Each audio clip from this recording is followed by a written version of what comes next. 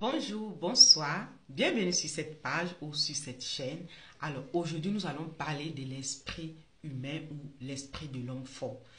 Comme nous avons déjà dit dans une vidéo il y a un peu longtemps de cela que nous allons parler de l'esprit fort et suite à ça donner un témoignage d'une jeune dame qui était rentrée en contact avec une tata qu'elle appréciait beaucoup et bon, invité cette tata chez elle à la maison et ensuite de cela elle a eu les problèmes par-ci par-là et juste à ce qu'elle a été délivrée par un homme de Dieu. Le témoignage sera donné dans une autre vidéo. Alors aujourd'hui nous allons parler vraiment de l'homme fort et de l'esprit de l'homme fort. C'est quoi? L'homme fort ou l'esprit de l'homme fort, c'est tout simplement notre esprit humain qui nous connecte au divin, qui nous connecte à la spiritualité. Et maintenant, c'est ce que l'usage que tu en fais qui te définit si tu es enfant de Dieu ou si tu es dans l'autre monde. Amen. Lorsque tu es enfant de Dieu, tu te connectes au Saint-Esprit et tu te laisses guider par le Saint-Esprit et il te guide ensuite c'est ce que maintenant le Saint-Esprit te communique, comme la Bible nous fait comprendre que l'Esprit de Dieu rend témoignage à notre esprit que nous sommes enfants de Dieu. Donc c'est ainsi que tu peux confesser que Jésus-Christ est Seigneur et il est assis à la droite de Dieu le Père. Amen.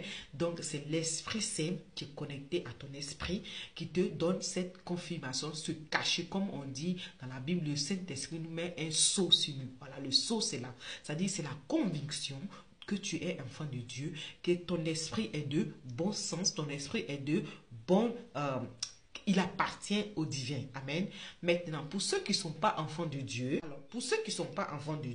ils ont cette capacité d'utiliser l'intelligence limitée pour faire des sorts, pour faire des incantations, pour faire des divinations, pour bloquer des bénédictions ou même faire des suggestions telles que le serpent, par exemple, il est venu suggérer à Ève un doute qui l'a amené à pécher. Donc, ces personnes peuvent vous mettre des suggestions en utilisant la ruse. Comme la Bible nous fait comprendre que celui qui est en nous est plus fort que celui qui est dans le monde, vous devez comprendre que ces personnes ne peuvent rien nous faire. Du genre, si vous êtes en contact avec une personne qui peut-être n'est pas enfant de Dieu, qui vous dit, par exemple, tu vas voir ce que je vais te faire. Si le tort ne vient pas de vous, ce que cette personne va dire sera nul et sans effet. Si elle dit ça et que vous croyez, et du moment où vous croyez, vous baissez la garde automatiquement parce que vous introduisez un doute dans votre esprit que cette personne, ce qu'elle dit peut vous atteindre. Oh, pourtant, le pouvoir de la langue, elle donne la capacité d'annuler, d'accepter ou pas. Maintenant, si vous êtes enfant de Dieu, vous ne devez pas accepter cela. Parce que la Bible déclare que malédiction sans cause n'a point d'effet. Donc, c'est automatiquement non. Je répète, si vous n'avez pas causé la cause de cette malédiction. Donc, c'est nul et sans effet. Donc, une fois que cette personne vient vous suggérer ces sottises, dans le sens que voilà, je vais voir ce que je vais te faire, ou bien une personne dit je vais te lancer un sort, ou bien je vais aller voir un marabout. Tout cela, il peut faire seulement, ça peut atteindre un enfant de Dieu qui n'est pas conscient de son pouvoir ou de ce qu'il est en Christ. La Bible déclare que tu as reçu le pouvoir de devenir enfant de Dieu. Vous êtes des petits dieux. Voilà. Donc, quiconque viendra contre toi tombera sur ton pouvoir. Tu es une pierre vivante. Celui qui tombe sur toi sera brisé. Celui sur qui tu tombes sera écrasé totalement. Amen. Donc, sachez cela. Soyez sereine. Maintenant, l'esprit humain, l'esprit fort peut attaquer certaines personnes, comme je l'ai dit, qui ne sont pas conscientes. C'est juste des personnes qui utilisent l'intelligence et l'esprit humain qui se connectent au divin. Donc, il ne se connecte pas à Dieu, il va se connecter dans le monde spirituel, dans le monde occulte, pour faire du mal. C'est tout simplement ça, pour contrôler d'autres personnes. Vous allez voir dans des familles, il y a de ces personnes qui ont dit, ah, celui-là, il est l'homme fort de la famille. Bon, au fait, c'est pas comme ça on le dit, mais on dit, celui-là, il est le chef de la famille. Au fait, ça veut dire qu'il est l'homme fort de la famille. C'est lui qui contrôle la famille, si d'autres doivent reçu ou pas, ou il a la capacité de bloquer certaines personnes. Parce que peut-être les ancêtres ont transmis à cette personne, voilà ce qu'eux ils faisaient dans le monde occultiste, ce sont des personnes qui voilà, pratiquaient l'occultisme. Forcément, il faut qu'on transmette à quelqu'un. Et s'il y a une personne dans votre famille qui, voilà, qui est disponible, qui reçoit cela, c'est lui l'homme fort de la maison. Et c'est lui qui peut décider si la famille doit reçu ou pas. Voilà. Et vous allez voir ces personnes, ils ont une manière de se comporter. Quand ils ne savent pas une bénédiction et qu'ils viennent à savoir qu'il y a quelque chose de bien qui s'est passé à une personne ou deux, ces personnes rentrent dans tous les états. Ils rentrent dans tous les états parce qu'ils n'ont pas su, parce qu'ils n'ont pas validé, parce que ce n'est pas passé par eux. Ces personnes-là, ils ont la capacité de bloquer s'ils savent.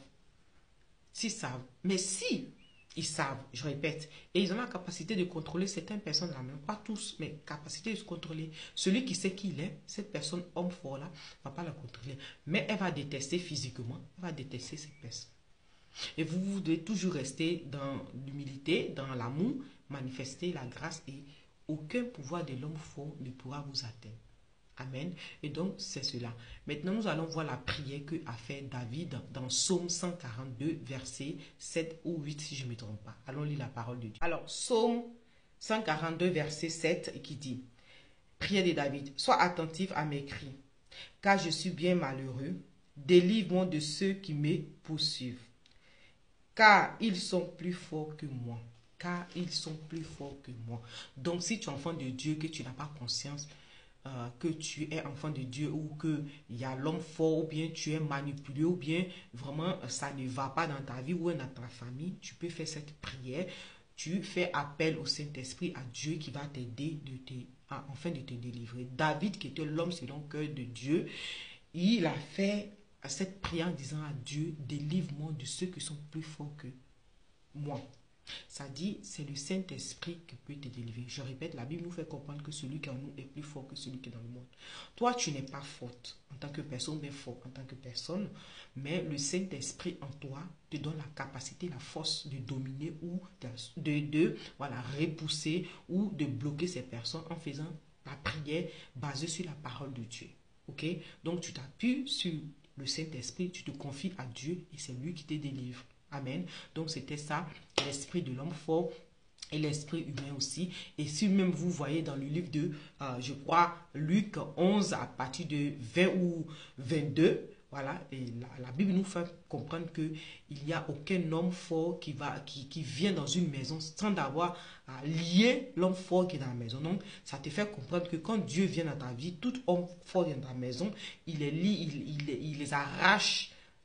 Les dépouilles sur quoi ils étaient emparés, c'est-à-dire ces âmes sur lesquelles ils comptaient. Dieu maintenant maîtrise ces âmes-là. Maintenant, il jette l'homme fort Dieu. J'ai paraphrasé, mais vous pouvez lire ce verset-là dans le livre de Luc 11, verset 22. Amen. Donc, c'était ça l'exhortation du jour. La prochaine, ça sera le témoignage sur la dame qui avait des caméras dans sa maison. Bye et que le Seigneur nous bénisse et faites attention. Au revoir. Bye bye. À la prochaine.